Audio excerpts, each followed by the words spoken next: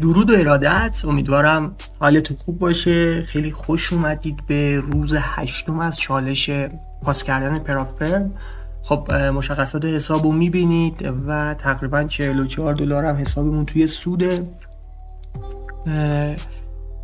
امروز هم 16 سپتامبر سه شنبه هستش، روز دوم معاملاتی این هفته هستش و عرض کنم خدمتتون که دیروز همونطوری که میتونید برید تو ویدیو قبلی ببینید یک ریوارد 3 رو عملا با یه ریوارد 1 به خاطر یه تصمیم که نمیتونم بگم تصمیم اشتباهی بود صرفا عوض کردیم.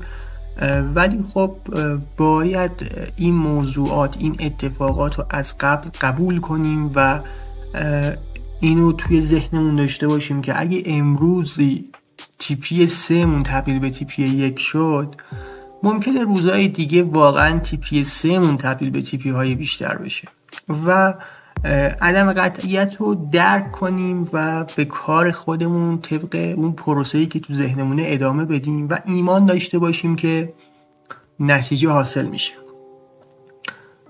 این چالش رو براتون ادامه میدم، قرار ویدیوهاشو بذارم و تنها چیزی که برام مهم نیسته این چالش نتیجه‌ایه که حاصل میشه، چون من هدفم اینه که خودمو طبق قوانین سفت و سختی که پراپ ها دارن آداپته کنم و توی اون فضا فعالیت کنم، صرف نظر از نتیجه‌ای که برام به دست میاد.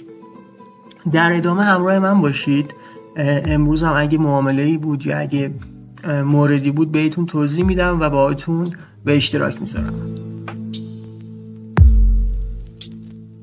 یه موردی هم بهتون بگم، امروز 16 سه شنبه ساعت 4 خبر داشتیم و خب حالا اون اتفاقی که باید روی چارت میافتادم اونقدر شدید نبوده، ولی خب همونطور که میدونید من ترجیحم اینه که توی این اخبار حداقل روی حساب پراپ حضور نداشته باشم و نظاره‌گر باشم. واسه همینه که از الان تقریبا ساعت 4:15 که اومدیم و داریم روز معاملاتیمون رو شروع میکنیم.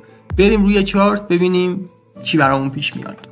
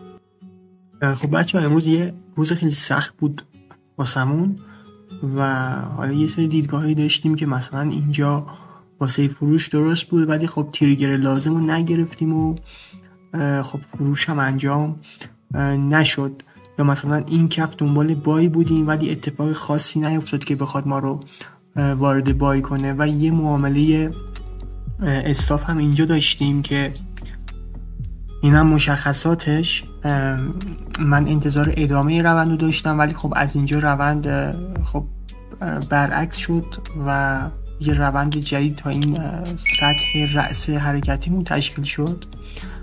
به هر حال روی طلا هم انتظار ریزش های بیشتر داشتم، همونجور که تو ویدیو دیدید یه سری نقطه ورودم داشتم ولی چون ایدئال نبود وارد نشدم، کما اینکه اگه واردم میشدم اکثرا روی ریوارد یک رفته بود و من همونجور که میدونید روی ریوارد یکمون فری میکنم. اینجا هم خب من یه خورده دیر متوجه شدم، یه سری معاملات خرید برامون داشت که انجام نشد و الان هم درگیریم ببینیم چی پیش میاد برامون.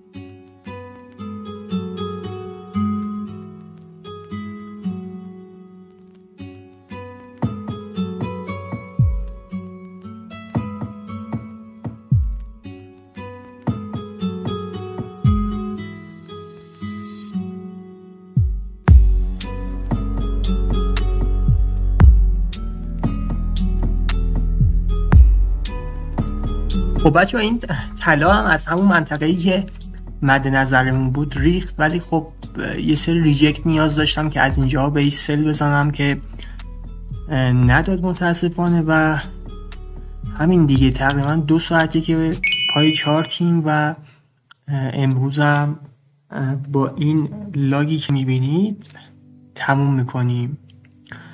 امیدوارم که موفق و پرسود باشید.